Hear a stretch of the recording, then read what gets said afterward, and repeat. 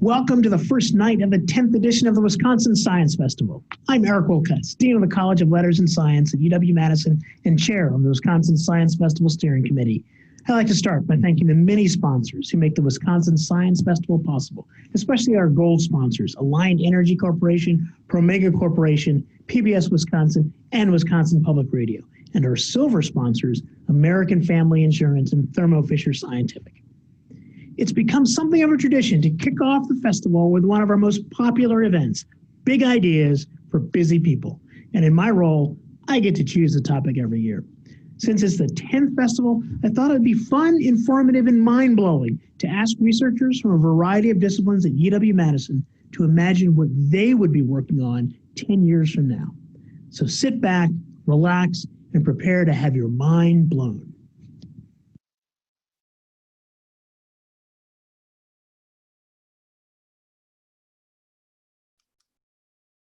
Hi.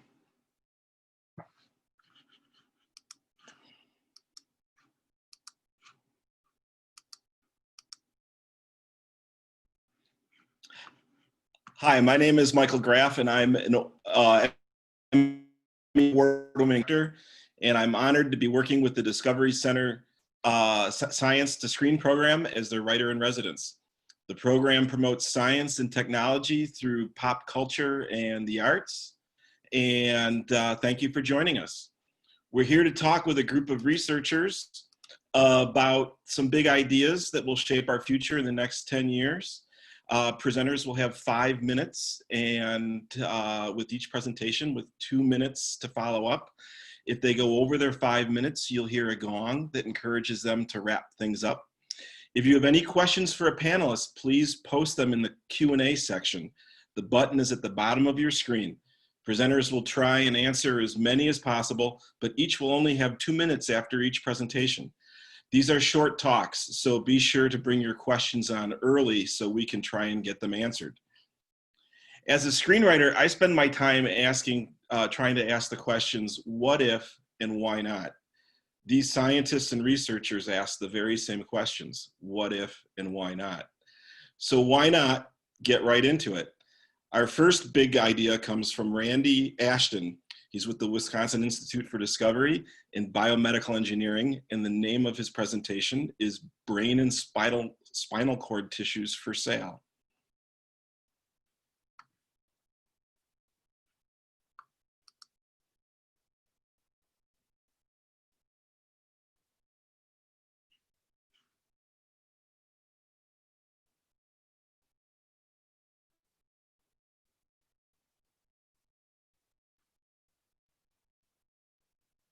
Today in the human organoid field, we can take human pluripotent stem cells, those that come from both embryonic tissues, as well as cells that we can isolate from patients and revert to a pluripotent stem cell-like state. And we can take these cells and, using principles of developmental biology, differentiate them into progenitor cell types that, when cultured in 2D and 3D platforms, begin to differentiate and self-organize to create these organoid-like structures. And we can make these organoids of various tissue types, such as the intestine, the kidney, cerebral organoids, those of the brain and spinal cord, which I will be talking about further, as well as retinal organoids.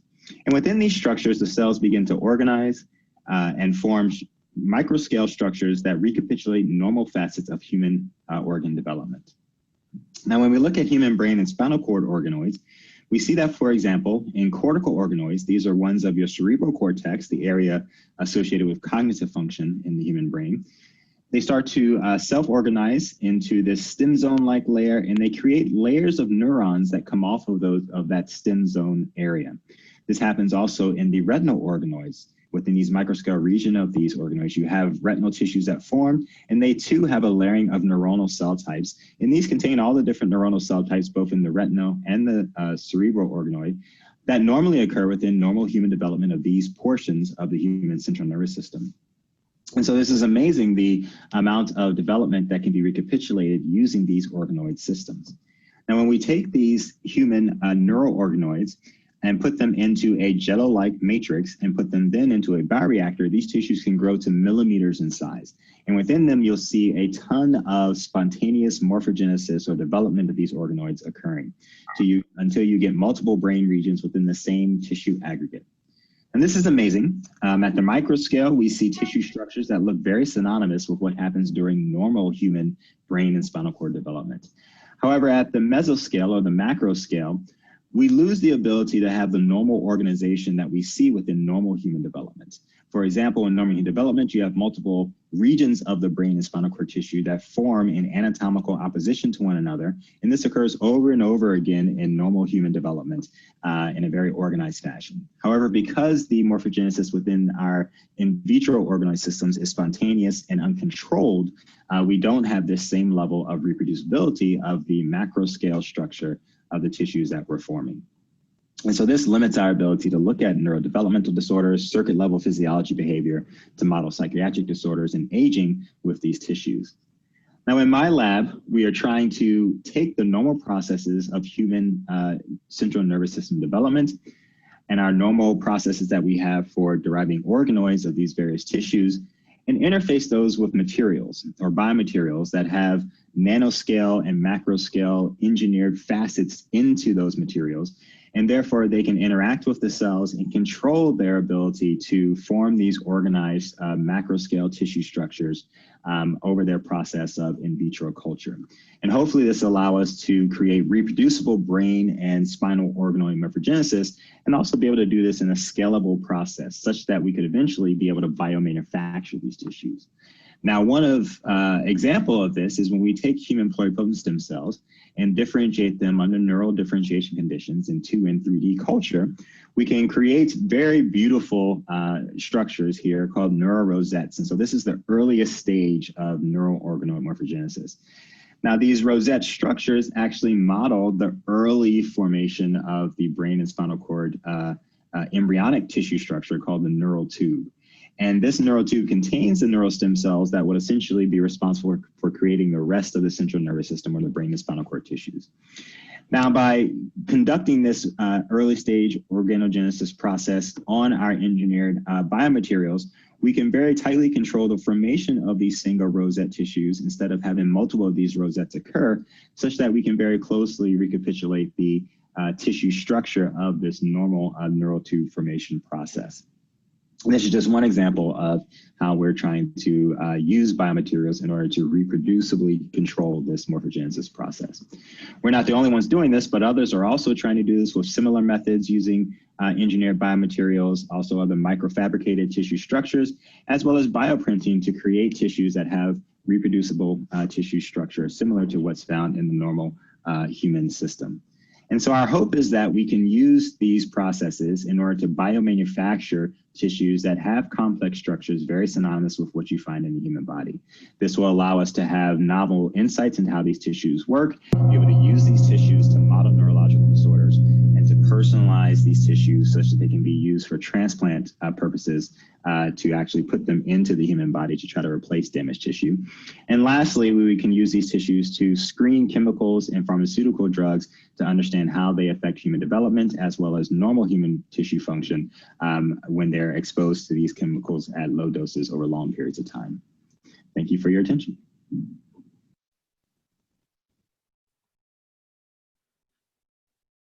So Randy, I have a question.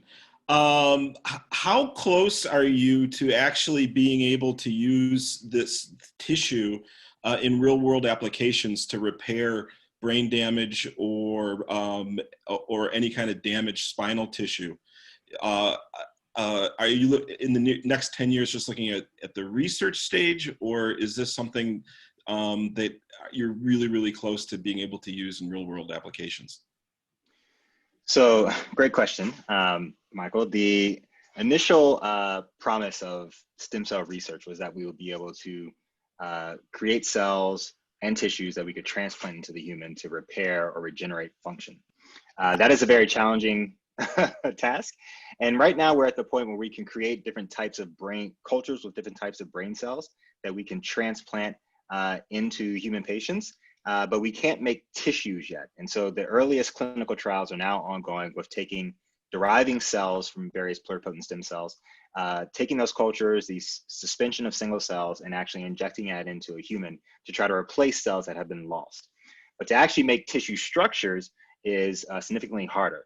And right now, we are essentially figuring out how to make those tissue structures. And the earliest application of both the cells and the tissues is to model the tissue function in a dish, and to use that as a screening platform for various drugs, various chemicals. We can genetically modify our cells to look at the development of various diseases in a dish. But we're actually trying to progress that even further to get to the point where we can make tissues that have reproducible anatomy that we could then actually try to transplant those into the patient. So 10 years from now, we hope to be doing that type of work. Okay, great, great. Another question for you quickly. How reproducible is stem cell differentiation across normal non-diseased people? So when we isolate and create stem cells from patient material, the cell lines from person to person, there is some variability in sort of their background genomic profile.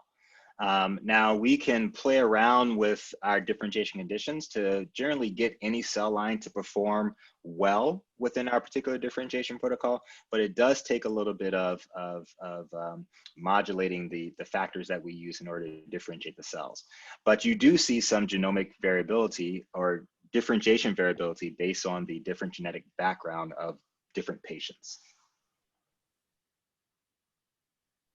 Okay, great. Well, thank you. Our time is up and we are going to move on. Thank you very much, Randy. I just want quick, I'm a movie guy, so I got to throw some film related thoughts your way. There are a couple of films that deal with similar issues that Randy's talked about.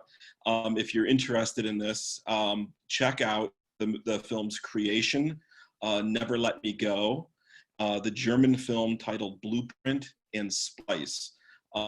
They deal with some of the same subject matter that Randy is researching. Okay, our second presenter is Robert McDermott. And Robert is with the UW Department of Physics, and his big idea is titled Quantum Computing Today and Tomorrow.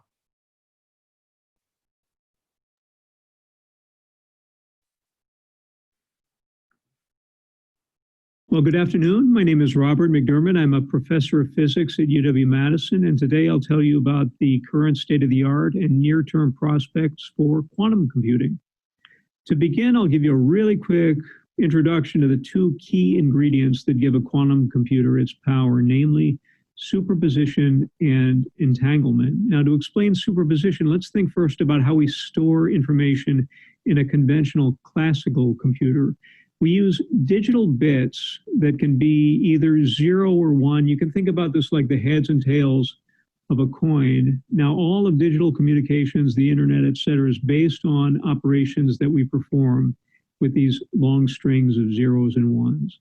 Now, in the quantum world, instead of bits, we have quantum bits or qubits. And these qubits can be in state 0, they can be in state 1, but they can also be in an arbitrary quantum superposition of 0 and 1. So instead of just pointing up or down, these qubits can point in any arbitrary direction. So this is a much richer space for us to store and manipulate information. So superposition is one of the key ingredients in a quantum computer. The other is entanglement. Now, to give you a flavor for how entanglement works, I've got this little optical illusion involving two cubes, each with a red face and a blue face. Now, the way this is drawn, it's not clear whether the red face is in the front or whether the blue face is in the front. So you could say that each cube is in a superposition of red and blue. But the funny thing here is that when your brain sees the red face in the front on the left, you also see the red face in the front on the right. If you see blue in the left, you also see blue in front on the right. So you can say that the state of the left cube is intertwined or entangled with the state of the right cube. You see red, red, or blue, blue, but never red, blue. And it turns out that the ability to entangle qubits is another key resource that provides a quantum computer its power. Let's talk now about the physical systems that we use to implement qubits. There are a variety of different platforms that are being explored. One of the most promising candidate qubit systems is based on superconducting integrated circuits that are operated at ultra-low temperatures close to absolute zero deep in the quantum regime. This is the type of work that my group at UW-Madison does. On the left, I'm showing a picture of a 2-qubit circuit that we designed and built recently. Here, the qubits are these little plus-shaped structures in the center of this millimeter scale chip. There's some other stuff that we use in order to control and measure the quantum states of these devices. If you zoom in, you can see some special capacitor and inductor structures that we use to store and manipulate the quantized electromagnetic fields in this circuit. Now, one of the exciting recent developments in this area is that over the last 10 years or so, we've figured out how to engineer and operate these superconducting qubit circuits at a level of fidelity that allows a performance that can't be matched by the best available classical computers. We call this milestone quantum supremacy, and it was first achieved by a group at Google in 2019. That group studied kind of a contrived toy problem with no practical significance.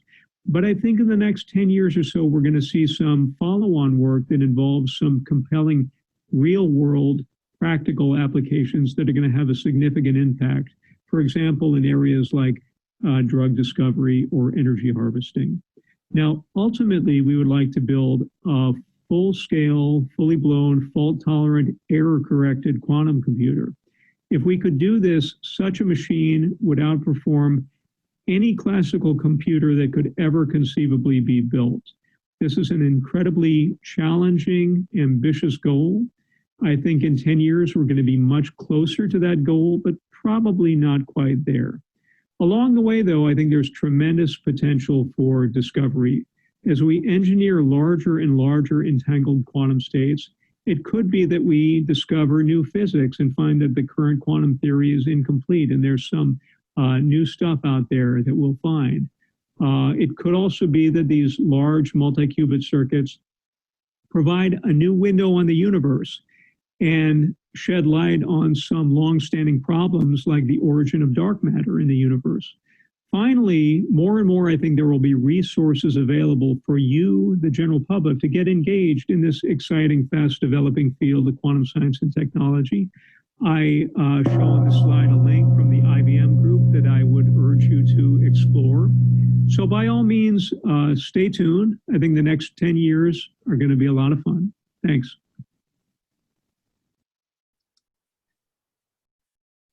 All right, thanks, Robert. I have to say, as a film guy, the first thing that comes to mind is, my God, we're 10 years away from Skynet. Sorry, this doesn't give me any quantum of solace. Again, sorry for the bad pun. But can you go over, you talked about some of the real world applications for this. You talked about drug research. Can you talk about some other real world applications for this besides Skynet?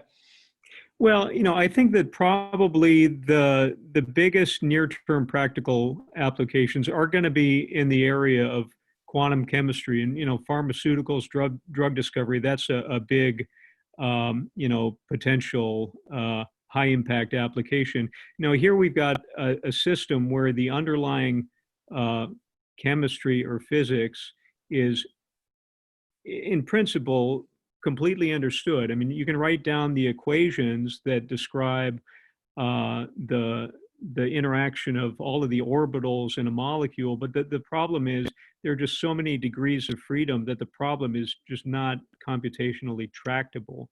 But with a quantum computer is ideally suited to modeling and solving the dynamics of quantum systems. So that's an obvious near-term application that I think is a good fit, even with the existing small-scale quantum processors that are imperfect and not quite where we want to be eventually. There are other types of very hard optimization problems where you've got a large, huge parameter space, a lot of constraints, and finding the optimal solution for some problem is also computationally very hard. There are certain problems of that sort that are interesting industrially that a quantum computer would be a good fit for. There are many groups that are thinking about applications of quantum computers to areas like image recognition. So I think that those are some of the things that we'll be seeing quantum computers applied to in the next few years. Oh, great. We have a question from Katie, and she asks, is there a connection between uses of quantum computing and virtual reality? Virtual reality.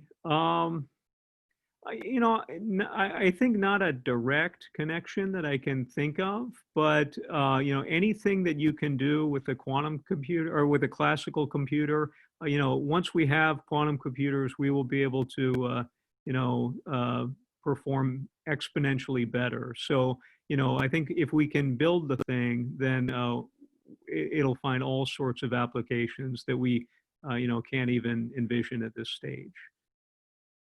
Okay, great. Well, thank you very much. Our time is up, and we will be moving on to our next big idea, and that is with Robert Nowak. He's with the Wisconsin Institute for Discovery in Electrical and Computer Engineering, and his big idea is titled Technological Singularity or Bust: The Quest for Superhuman AI. Hi, my name is Rob Nowak, and I'm the Nosbush Chair in Engineering at UW-Madison. My research focuses on artificial intelligence and AI. And as you can see from these examples I'm showing, AI has progressed tremendously in recent years in computer vision and robotics and so forth. And even today, AI is interacting with our lives all the time. We're getting our news curated by AIs, product recommendations are made by artificial intelligence systems, and we're going to see even more of this going forward. AI systems controlling transportation systems, AI improving agriculture and manufacturing processes, and AI even helping with education and healthcare. So there are a lot of opportunities. The key to a lot of the success that we've seen in AI is through a technology called deep learning. And these are deep neural network models. These models include thousands or millions of tunable parameters. And rather than programming these systems, we actually train them so that they learn from labeled examples that people provide to the system. Fei-Fei Li at Stanford University is someone who really spearheaded the development of very, very large training sets so that these neural networks can learn to produce human or even better than human level accuracy in computer vision systems. So this has led to renewed interest in something called the technological singularity, which is a hypothetical point in the future when AI systems get so intelligent that they can actually start improving themselves, leading to a runaway explosion of intelligence and resulting in powerful superintelligence that could be even better and surpass human level intelligence. And so this sort of possibility has caused some concern, as these quotes from some of the leading people in science and technology suggest. There are reasons to worry about this type of superintelligence taking over. So in 2015, there was a survey of several hundred AI research experts, and they were asked when they thought high-level machine intelligence, that is when unaided machines can accomplish every task better and more cheaply than humans, when this would occur. And roughly speaking, about 50% of them thought that there was a 50% chance that this would occur within the next 50 years. So it might not be tomorrow, but I think some of the experts believe it'll happen within the next century. So what is the future of AI? Well, there is cause for concern, and one of the reasons for the concern I think that people feel is that the AI systems that we have today aren't always completely understood by us. And that's because these systems, rather than being deliberately programmed, are learning themselves. And so that ultimate learned AI system has some internal mechanisms, it's reasoning, if you will, that isn't really totally transparent and well understood by its creators. And so this is the reason I think that people get a little nervous about AI, but it's not that unlike technology of the past. For example, the steam engine was created, but it took over 100 years before the science of thermodynamics could explain how and why it was working. And so I think something similar will happen with AI. I think it'll take maybe 50 or 100 years before we can fully understand really powerful AI systems and engineer them so that they're safe, reliable, and beneficial to humanity. And I do think, though, that AI-human partnerships will usher in a new era of creativity, progress, and prosperity for us. So I'm very optimistic about the future, and I thank you for listening.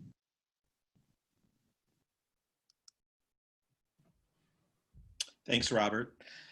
So I'm slightly reassured that Skynet isn't in 10 years. You're saying it's 50 years in the future.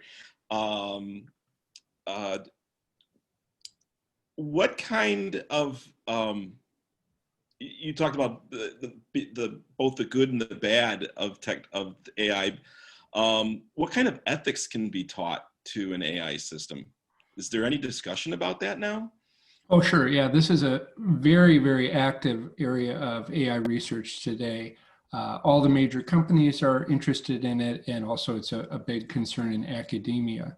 And so what happens is in AI systems, we can actually understand a little bit about the mechanisms by which they're learning. In some ways, we understand machine learning or AI learning better than human learning. And so what researchers are doing are they're using that insight to ensure that future AI systems will not suffer from the same biases or other problems that we as humans are susceptible to. So I think there's reason for optimism when it comes to AI being maybe even fairer, less biased, more objective than our human counterparts. So hope that answers your question. But we're thinking about all those ethical dilemmas, and we might be able to engineer them into the system, engineer good ethics into the systems. It might be easier than making people always make ethical decisions. Oh, great, great, thank you. We have another question that came through. What's your take on Nick Bostrom's from Oxford University, his warning about AI superintelligence, and that we should worry not so much about general AI attaining equivalence with human intelligence, but when it blows right past it and continues to rapidly increase in capability? Right. Yeah, so that's exactly the technological singularity that I was speaking about. And, you know, again, this is an idea that's been around for probably 100 years in science fiction circles. So this isn't a new concern. And I think I'm not so worried about this possibility. I think that eventually it's certainly believable that AI systems can reach human level intelligence and perhaps even superhuman, but I think it's very far off. I doubt it's going to be in my lifetime. And I believe that within my lifetime or a bit longer, as I said, I think we'll have all the tools we need to ensure that AI systems will be safe and we won't have this runaway catastrophe that Bostrom speaks about. So I think it's a ways off, and I think we're going to know how to ensure that we don't run into that problem in the future. Okay, great. Thank you very much. We need to move on, and our next big idea comes from Kris Saha. He's with the Wisconsin Institute for Discovery in Biomedical Engineering, and the name of his big idea, Editing Ourselves, CRISPR and Genomics in 2030. Hi, I'm Professor Kris Saha, and I'm here with my daughter, Mackenzie.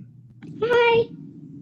Mackenzie, we're going to talk about what science is going to look like in 10 years. How old will you be in 10 years? 18. I'm very excited. What are you excited to do? Because when I'm 18, I get to vote. Vote? Yeah, that's a good reminder. Everyone should vote right now. But we're talking about science. Yeah. So what questions do you have? Well, I read this book about this kid who had cystic fibrosis. Is there anything you could do to help her? In 10 years, yeah, I think we could do a lot. So right now, we are working on a number of different medicines. There's a lot of scientists working on this. A lot of them help a lot of patients with cystic fibrosis, but some of those patients, they have genes that are just don't work with some of the drugs. So there's new types of medicines called gene therapies that can actually add in the right gene. There's one shown on the left that's already being used in the clinic, but a lot of that really just adds more genetic material to the genome. What we're working on, and a lot of scientists too, is this system that can move from just adding things into the genome to actually writing and changing the genes itself. And so there are many people working on a lot of different diseases. And one of these tools you see here is called a CRISPR system. What's so fun and to work with this system is that there's two parts of it. You saw the purple and the orange come together. One is a protein called Cas9 in purple, and the other is an RNA molecule that tells the protein where in the genome to unwind it and then cut part of the genome. You'll see that the blue strands here get cut. And how CRISPR works, and a lot of different variants of CRISPR, is that they go in and cut the genome, and once it gets cut, the cell takes over and starts to repair that part of the genome. And so this is a tool that's being used now, and many people hope that it can help a lot of patients like those battling cystic fibrosis. So Mackenzie, do you have another question? Yes. Someone close by, she has cancer. Is there anything we can do to help her? Yeah, I think in 10 years we'll be able to do a lot more. So there is some products, it depends on which cancer you have, but there is a product out there that can take your blood, take out the T cells, and then engineer them to go out into the body, find and kill the cancer cells. So that is a very promising treatment at the moment. And what many people, including my lab, are doing is trying to put in more types of genetic material into those T cells such that they can do more elaborate things.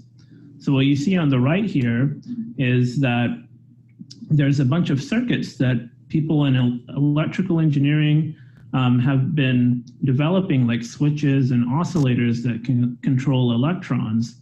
And then biologists have been inspired by that to encode similar types of switches and oscillators and things that can actually make these cells controllable with certain types of intelligence that we want them to do, like sense a cancer cell, surveil the body for things that may be going wrong, and then kind of figure out themselves how to treat that problem.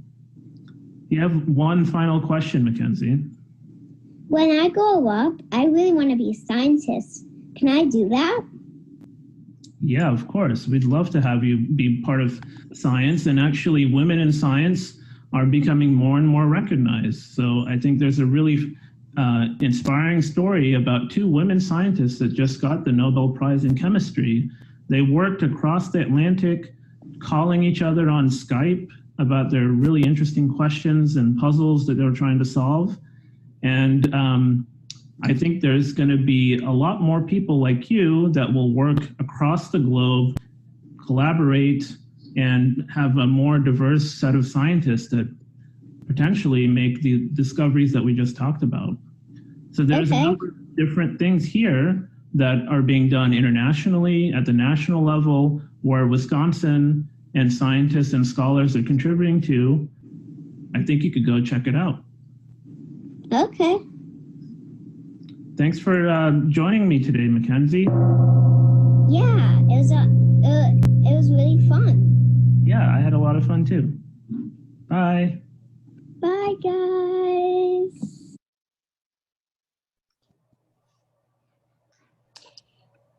So just a couple of film notes. If you're interested in the subject, there's a great documentary on CRISPR, and it's called Human Nature. And for narrative films, check out the movie Elysium that deals with the subject also. Kris, I've got a question for you. How fast can gene therapy repair tissues when you're working with these therapies? Is it something that happens relatively quickly, or what kind of time frame are we talking about? Yeah, you know, the molecular change is pretty quick. It's done arguably in minutes to hours, within a day. In some cases, CRISPR we've seen can work as quickly as 6 hours inside a cell. Whether you get a therapeutic benefit depends on the disease itself. So one of the trials right now is in the eye, and we do a lot of work in the eye. And there's a product out there that's adding genetic material to the eye, and those kids initially have a lot of visual problems. You know, some people would call them with really blind, and then they're able to, you know, navigate a maze within a few weeks, and that's durable, curative, and curative use by the patients when they talk about the treatment. So these are really promising technologies, and I think a lot of students, trainees, and really the world, as you can see from the Nobel Prize, are just excited to move this forward. Great. Well, thank you very much. Thank you for sharing that with us. We will be moving on to our next big idea, and we're talking with Karen Schloss.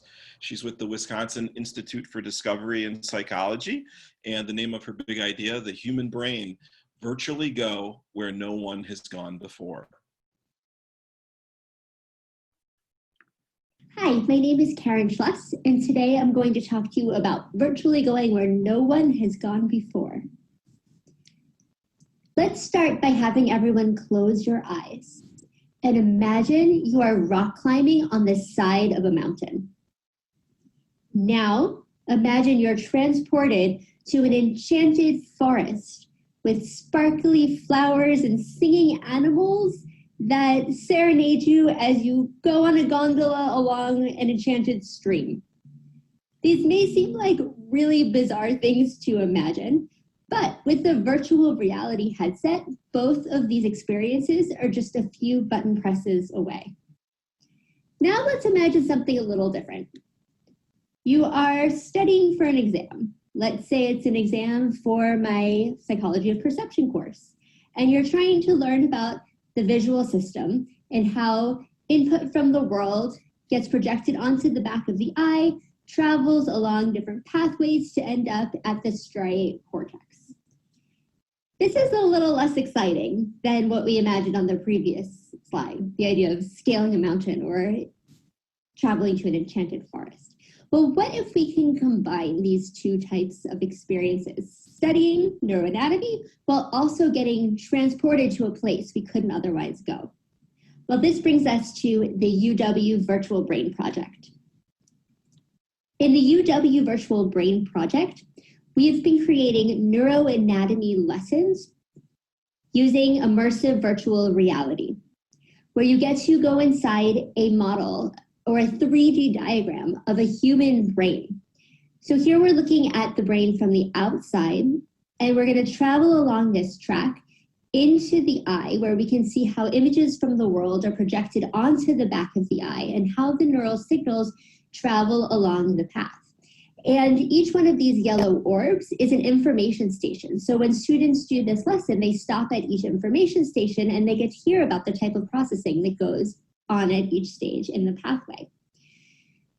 Now, these lessons exist, and we've been using them in my Psychology of Perception course here at UW-Madison, and we also use them at community engagement events like Wisconsin Science Festival and Saturday Science as ways to get students and children excited about being immersed in science environments. So given this, you might be thinking, well, wow, is virtual reality the future of education? Is education going to be entirely in VR in the future? Well, I don't think that's the case. My view of virtual reality is that it's a lens, like a microscope or a telescope. And just like you don't go through a biology lesson or an astronomy lesson with these types of lenses attached to your face, You look, you observe, and then you re-engage with your community. I think that's the role of VR for the classroom. It's a way to see something you would not be able to otherwise experience, but then you take off the headset and you re-engage with your instructors and with your peers and with your community to talk about what you've observed. So how do we bring VR into the classroom?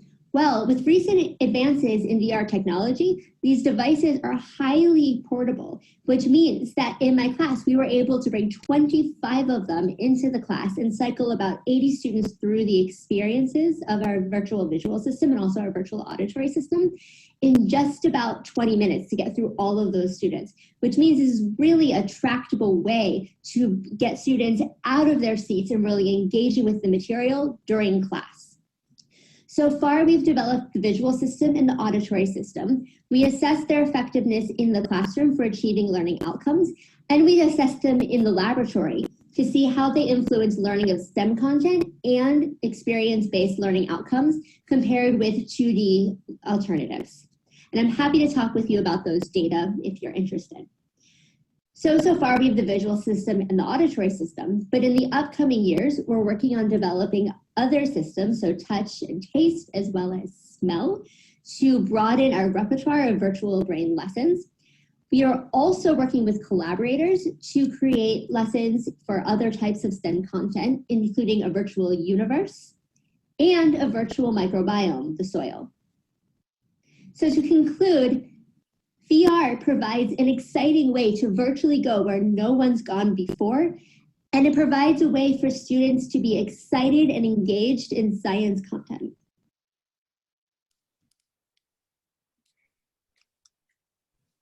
Thanks, Karen.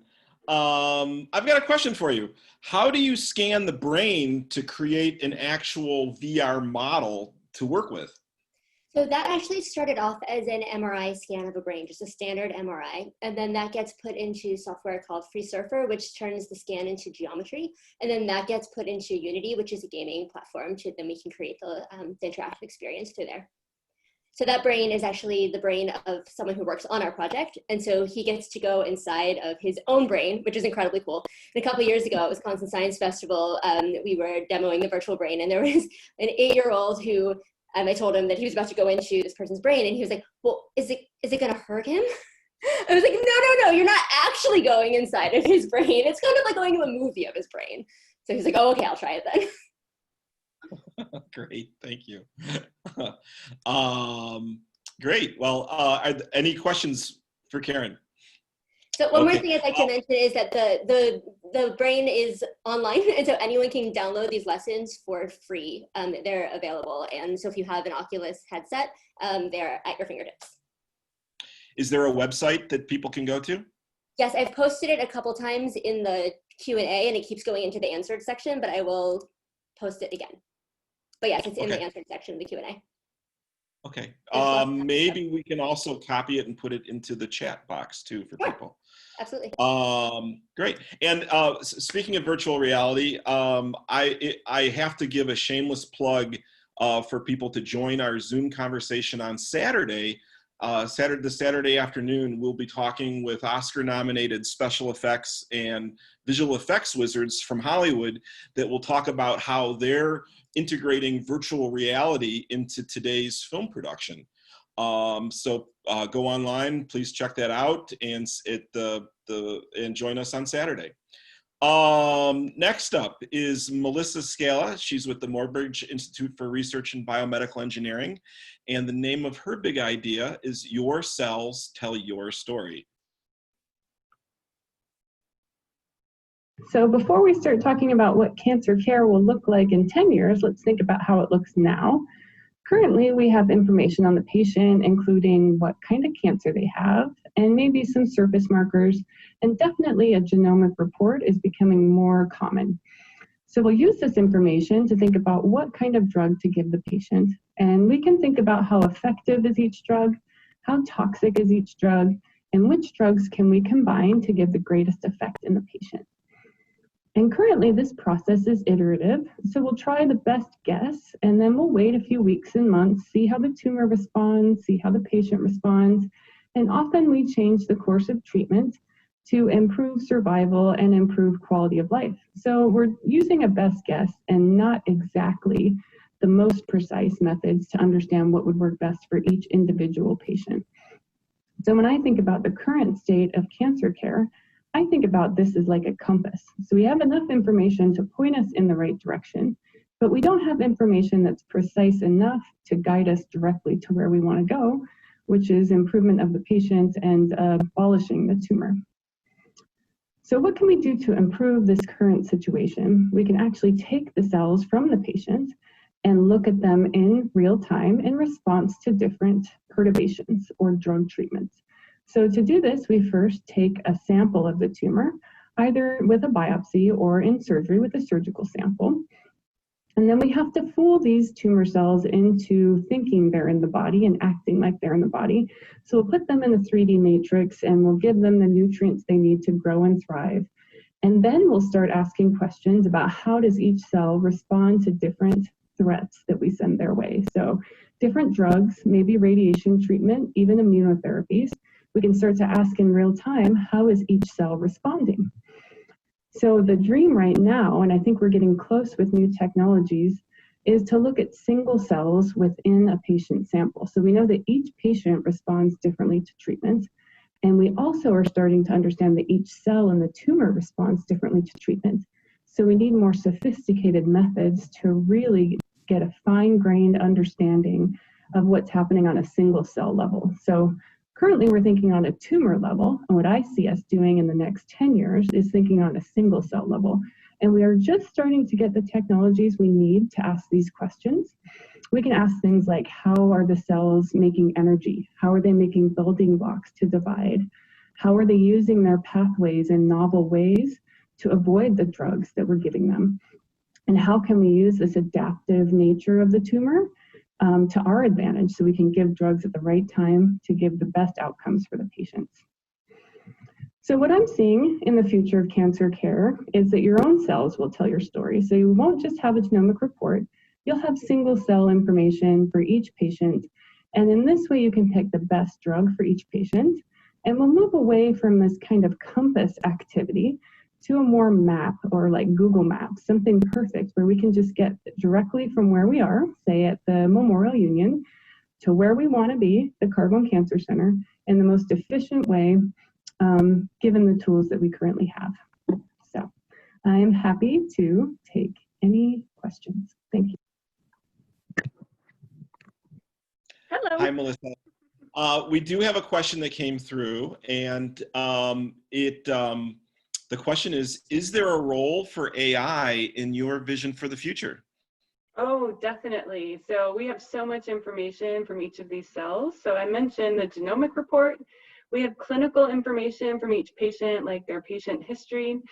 We could get information on single cell genome sequencing, and as I mentioned, on metabolism, how the cells are making energy.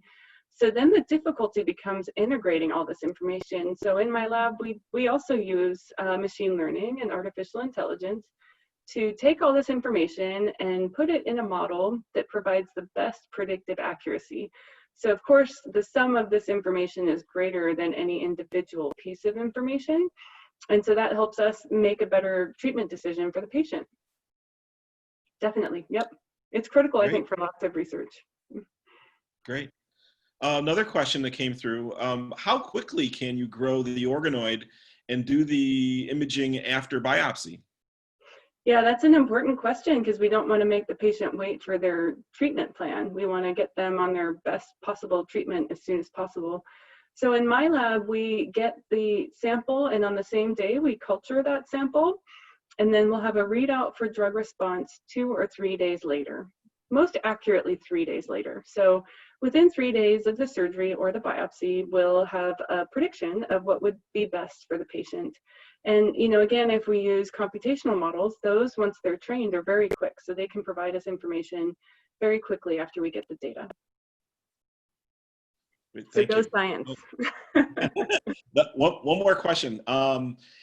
This comes from Dennis. Will it be possible to enhance a person's immune system to fight cancer? Kind of preventative. Oh, that's so cool. Yeah, so Kris Saha, who just talked earlier, is a good collaborator of mine, and actually he's 2 houses down, so we could have done this from, outside together. But yes, we're thinking about how to prime immune cells so that they are able to fight better in the tumor. So I think about how cells make energy, and for immune cells, it's actually really important to have the metabolism they need to do their function. So we think about ways of enhancing their energy production capacity outside the body and then putting them back into the body to fight the tumor cells.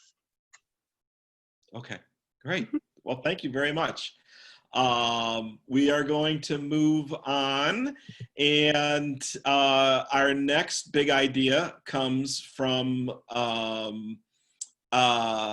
Anthony Gitter from the Morgridge Institute for Research in Biostatistics and Medical Informatics, and his big idea is cooking up cures with machine learning. Many of the drugs and medicines we have available today are types of chemicals known as small molecules. I've shown 2 examples here, aspirin and warfarin. In both cases, we see their chemical structures, or how the atoms, oxygens, hydrogens, carbons, and so forth, are bonded together to give us these chemical shapes. And these chemicals, when they're absorbed into our bodies and enter into cells, can have clinically useful effects. Aspirin can reduce pain, inflammation, and so forth. Warfarin is effective at treating blood clots.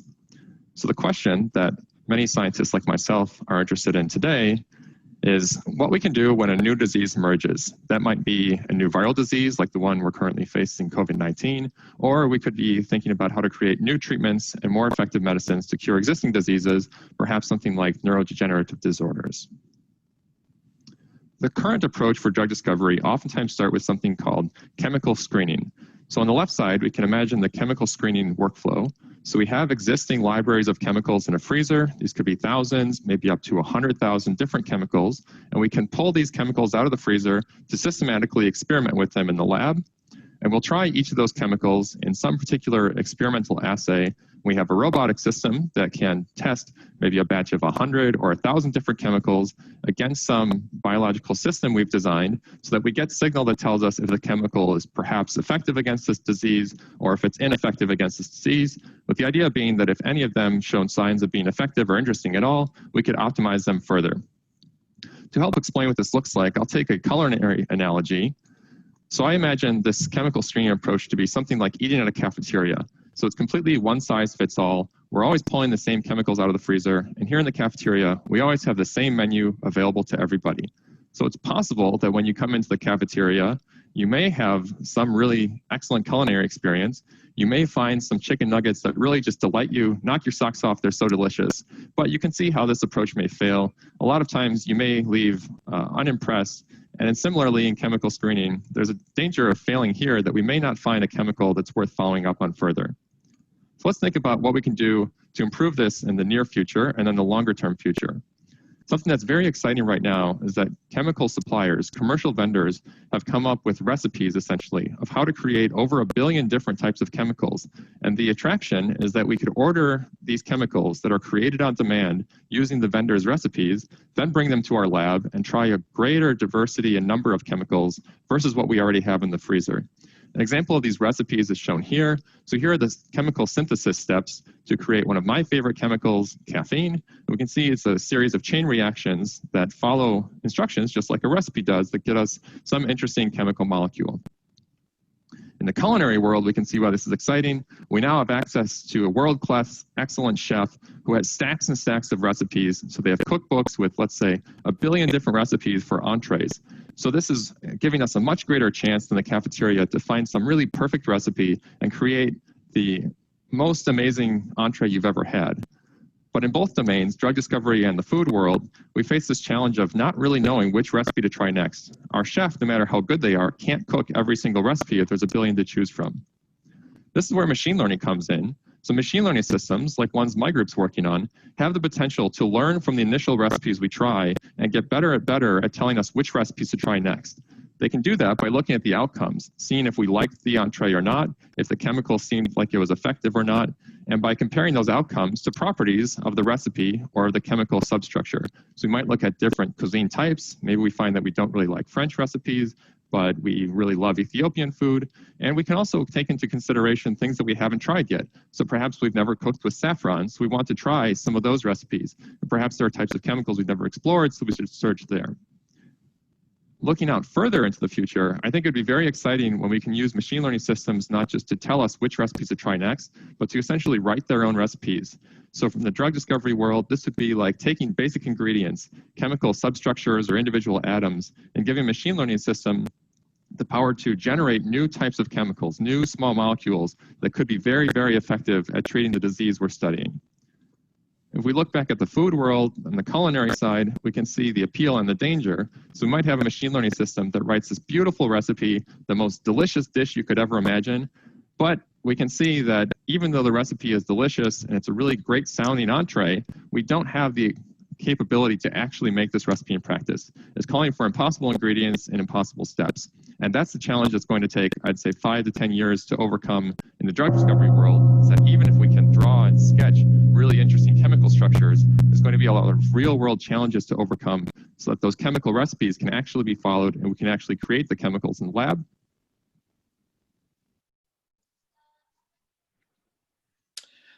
Okay, Tony, question for you. Can your models anticipate off-target effects?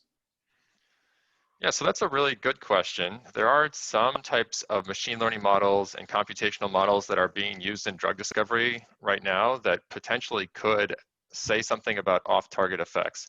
But the specific methods my group's working on are not very good at doing that right now.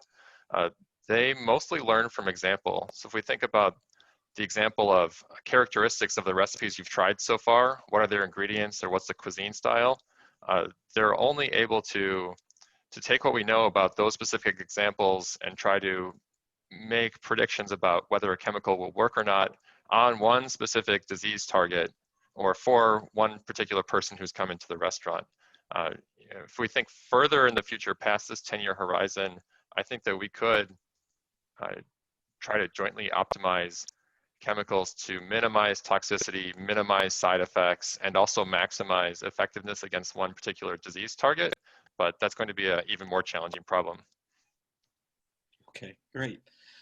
When you were talking about machine learning, I was curious, kind of referring back to Robert McDermott's work with quantum computing.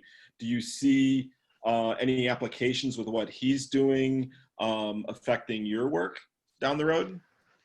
Yeah, it definitely caught my attention that he mentioned drug discovery and quantum chemistry.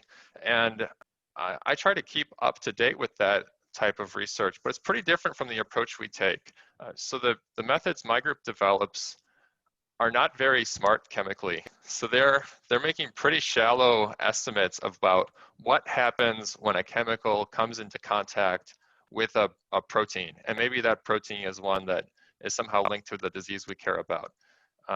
And it's not trying to really deeply understand the quantum mechanics or the physics of what happens when that small chemical come into contact with a bigger protein. On the quantum chemistry side, we can do really detailed simulations and actually try to estimate precisely, will this chemical have the desired effect? It's some 3D shape. Is it going to kind of stick in the right spot of the protein in the right way so that it's effective? We kind of ignore all those details and the low-level simulations and just say at a very high level, what are properties of these chemicals and what makes the chemicals that seem to have some effect different than all of the other chemicals that are bland? Okay, great. One question for you that came through. When it becomes possible to create the chemicals for recipes, would it be possible to mitigate future food shortages and reduction of food production from climate change? Yeah, it's an interesting question. That application of trying to improve food supplies is a bit out of my domain. So we've been working mostly on antibacterial and antiviral targets so far. So really thinking about human disease, but in a broader scale, the techniques that I'm interested in and using to study, say, antibiotics can also be applied in many other areas of chemistry. So similar machine learning is being used to optimize batteries or materials, could also be used maybe in pesticides to have desired effects. So if this takes off, I think you would see chemical engineering change in a big way, and that could trickle out to other application areas. Okay, great. Thank you, Anthony. Well, it's 6 o'clock and we need to wrap things up. I want to thank you, and also want to thank all of you for coming to this virtual event. And we especially want to thank all of our presenters today, and all of our sponsors for helping put this together and make this happen. Thank you for taking time to share with us all of your passion, your work, your research. And for those of you at home, please be sure to check out the rest of our Science Festival's virtual events at wisconsinsciencefest.org. Have a very good night. Thanks.